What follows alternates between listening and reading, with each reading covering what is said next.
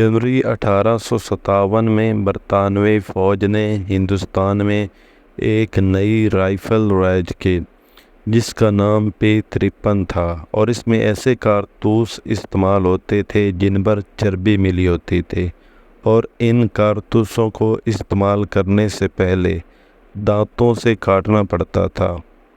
مقامی سپاہیوں میں یہ بات مشہور ہو گئی کہ ان کارتوسوں پر گائے اور سور کی چربی لگی ہوئی ہے۔ گائے اور سور کی چربی اس کاغذ کو چکنا کرنے کے لیے استعمال کی گئی تھی جس میں بارود بھرا گیا تھا۔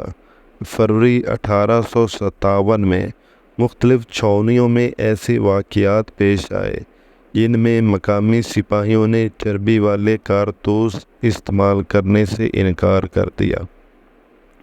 مقامی سپاہیوں کے مسلسل انکار سے تنگ آ کر انگریزوں نے فیصلہ کیا کہ ان سپاہیوں کو سخت سزا دی جائے۔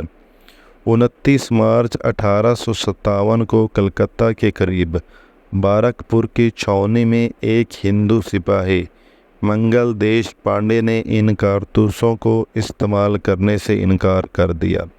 منگل دیش پانڈے پر فوجی عدالت میں مقدمہ چلایا گیا اور 8 اپریل 1857 کو اس کو پھانسی کی سزا دے دی گئی، جبکہ اگلے مہینے میرٹھ چھاؤنی کے 85 سپاہیوں کو اسی جرم میں 10 سال قید بامشقت اور جرمانے کی سزا ملی۔ 9 مئی 1857 کو ساری فوج کے سامنے ان کی وردیاں اتار کر ان کو جیل میں بند کر دیا گیا، جس سے مقامی سپاہی بغاوت پر اتر آئے۔